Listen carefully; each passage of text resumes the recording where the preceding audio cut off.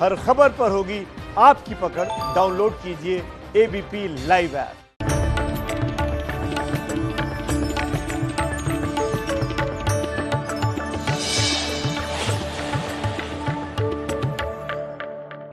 Muscular dystrophy, myopathy, atrophy, cerebral policy, बच्चों की ऐसी बीमारियां और कई बार बड़ी उम्र में भी ये समस्याएं, कोई रोग विशेष होने पर, जैसे किसी को बचपन में किसी बच्चे को बुखार चढ़ा और वह बुखार बिगड़ गया और उस ज्वर के अंदर कोई खतरनाक दवाइयों के सेवन से भी, कई बार वंशानुगत रूप से भी मस्कुलर डिस्ट्रॉफी की प्रॉब्लम, मान ये ऐसी समस्या है जिससे हमारा मस्तिष्कीय तंत्र और पूरा स्नायु तंत्र, अंदर की प्राण शक्ति पूरी तरह से खंडित हो जाती है। मस्तिष्क और स्नायु दोनों के अंदर विकार पैदा हो गया। तो फिर ये मस्कुलर डिस्ट्रॉफी, एट्रोफी, मायोपैथी की प्रॉब्लम और ये सेरेब्रल पैलिसी की प्रॉब्लम, इन समस्याओं से एक बार जो ग्रस्त हो गया वो जीवन भर फिर त्रस्त ही रहता है, कहीं समाधान नहीं। क्या करें? आखिर कहीं तो राह दिखनी चाहिए। प्राणायाम करना, योग को अपनाना, आयुर्वेद को अपनाना, प्रकृति की शरण में आना। मस्कुलर डिस्ट्रोफी, मायोपैथी, एट्रोफी के जो पेशेंट, सेरेब्रल पैलिसी के पेशेंट प्राणायाम कर रहे हैं और प्रकृति के साथ में जुड़ करके आयुर्वेद का उपचार ले रहे हैं, उसमें से कुछ ठीक हुए हैं, कुछ को लाभ हो रहा है। आशातीत, जो कभी नहीं सोचा था, ऐसा लाभ हो रहा है। असंभव भी संभव हो रहा है। पहली बात तो कंट्रोल ही हो जाए, और कंट्रोल नहीं, धीरे धीरे यदि आपको लाभ भी होता है तो वह भी बहुत बड़ी बात है। लाभ तो होता है, इसमें 1% शंका नहीं, लाभ तो होता है। इसके अलावा जो बच्चे मंगोल हैं, जो अपंग हैं, जो मंदबुद्धि बच्चे हैं, उनको भी आशातीत लाभ हो रहा है। थैलीसीमिया के बच्चों का भी कम लाभ हो रहा है, लेकिन उसमें भी जो हमने अनुभव किया है वो आप तक हम शेयर करेंगे। मुझे लगता है शायद उससे आपके बच्चे की जिंदगी में कुछ ना कुछ तो सुधार आएगा ही। सबसे पहला उपचार तो प्राणायाम का है। प्राणायाम और सूक्ष्म व्यायाम, सूक्ष्म व्यायाम की सारी क्रियाएं जो हाथों की और पैरों की है वे, तथा जो आसन सहज कर सके उतना करवा दें। आसनों से कोई विशेष लाभ होने वाला भी नहीं। सूक्ष्म व्यायाम की क्रियाएं जरूर इसमें थोड़ा बहुत लाभ देंगी। तो सूक्ष्म व्यायाम की क्रियाएं, जितने आसन हो सके वो उतने आसन, और एक्यूप्रेशर। अब इन्हीं प्रॉब्लम्स के बारे में, ये जो समस्याएं, मस्कुलर डिस्ट्रॉफी की प्रॉब्लम, मायोपैथी की प्रॉब्लम, सेरेब्रल पैलिसी की प्रॉब्लम, मस्तिष्कीय तंत्र में जब विकृति आ जाती है तो पूरा शरीर उससे प्रभावित होता है। खास करके जो बच्चे मंगोल होते हैं, जो बच्चे अपंग होते हैं, उसमें एक बात सर्वाधिक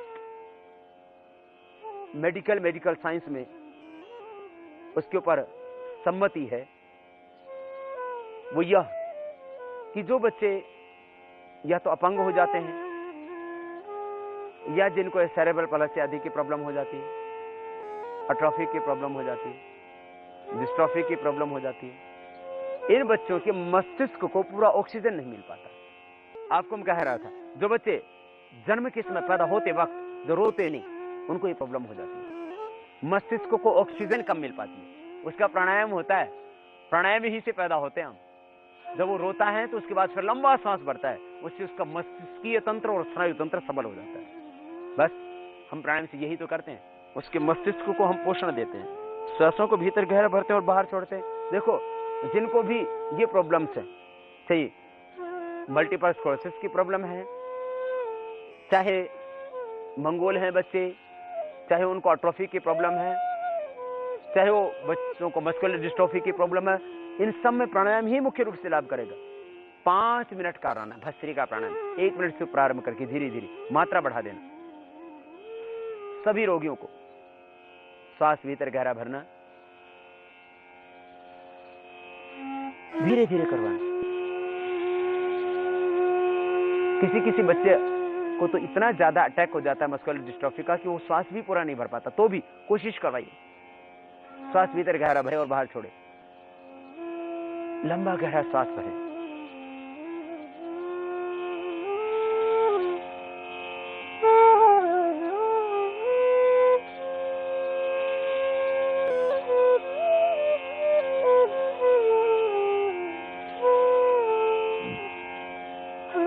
दो से 5 मिनट, मात्रा बढ़ा भी सकते हैं। बच्चों को बहुत ज्यादा प्रॉब्लम है मस्कुलर डिस्ट्रोफी की, तो 10 मिनट तक भी करवा सकते हैं। ये प्राणायाम करवाना। और जब ये प्राणायाम करवाया जाए उस समय गायत्री मंत्र या महामृत्युंजय मंत्र आप कैसेट में लगा दीजिए, क्योंकि उस वक्त जो बच्चे मंद बुद्धि के हैं, जो मंगोल बच्चे हैं, जो अपंग बच्चे हैं, वे ज्यादा सोच नहीं पाते, तो उनको पॉजिटिव वाइब्रेशंस मिलते रहेंगे मंत्रों की ध्वनि से।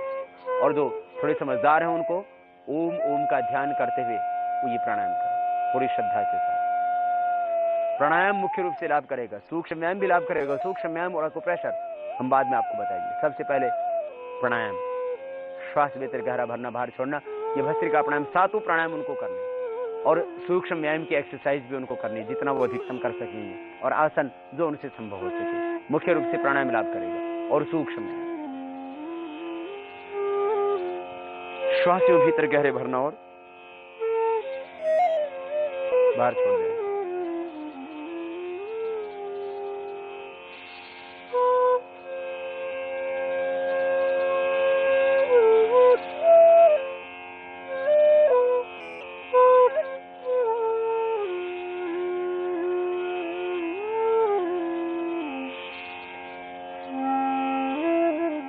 फिर भस्त्रिका के बाद इससे पूरा 5 प्राणों का, पंचकोशों का, पंचतत्वों का, मस्तिष्क और स्नायु तंत्र का पोषण होगा। इसको 5 से 10 मिनट अधिकतम कर सकते हैं। फिर कपालभाति प्राणायाम करें, श्वासों को बाहर छोड़ें।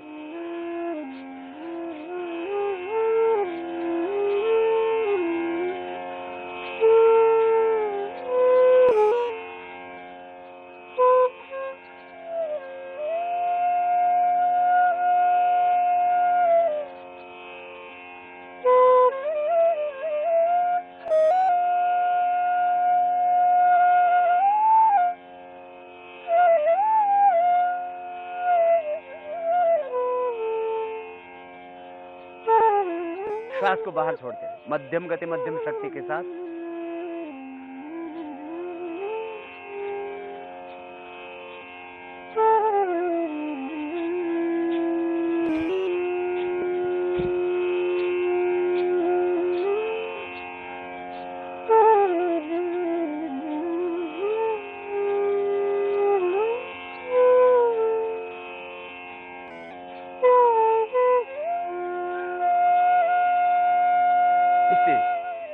थैलीसीमिया के बच्चों को विशेष लाभ होगा। थैलीसीमिया से पीड़ित बच्चों को यही प्राणायाम 5 मिनट से 15 मिनट, अधिकतम आधा घंटा तक करवा सकते हैं। दोनों वक्त 15-15 मिनट करवाइए इस प्राणायाम। जिन बच्चों को थैलीसीमिया की प्रॉब्लम, शेष सभी बच्चे जिनके सीपी काउंट बढ़ गए हैं, टोटल ब्लड काउंट बढ़ गए, ब्लड काउंट टोटल नॉर्मल आ जाते हैं, इससे पूरे ब्लड काउंट नॉर्मल आ जाएंगे। हीमोग्लोबिन, टीएलसी, डीएलसी और टोटल ब्लड काउंट नॉर्मल आने से सभी बच्चों के अंदर सुधार शुरू हो जाएगा। किसी को कोई भी रोग है तो इससे मंगोल बच्चे भी अच्छे होंगे। इसी जिन बच्चों को एट्रोफी है, मस्कुलर डिस्ट्रोफी है, जिनको ये सेरेब्रल पालिसी की प्रॉब्लम है, उन सभी बच्चों को लाभ होगा। ये प्राणायाम देख के भी वो बच्चे कर सकते हैं, मंगोल बच्चे भी इजीली कर लेते हैं।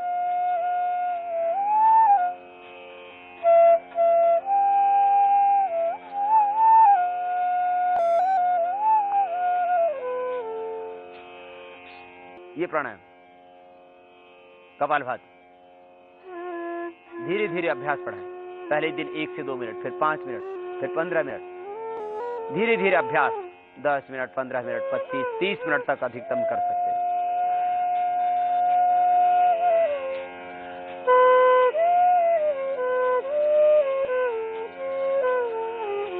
श्वास को बाहर छोड़ना, यूं अंदर नहीं भरना, ये नहीं करना, ऐसे करना।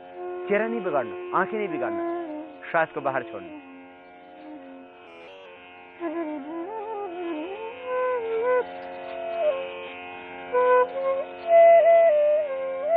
दोनों समय बच्चों से करवा सकते हैं, दोनों वक्त। सुबह खाली पेट करना, याद रखना। देखो, एक्यूप्रेशर खाने के 2 घंटे बाद किया जा सकता है, सूक्ष्म व्यायाम की क्रियाएं भी खाने के 1-2 घंटे बाद की जा सकती हैं, परंतु प्राणायाम खाली पेट ही करना। प्राणायाम और जटिल आसन, आसन सभी वज्रासन को छोड़ करके आसन और प्राणायाम खाली पेट सुबह, शाम को करना हो तो दोपहर के खाने के लगभग 5 घंटे बाद ये प्राणायाम करना। धीरे धीरे अभ्यास को बढ़ाना।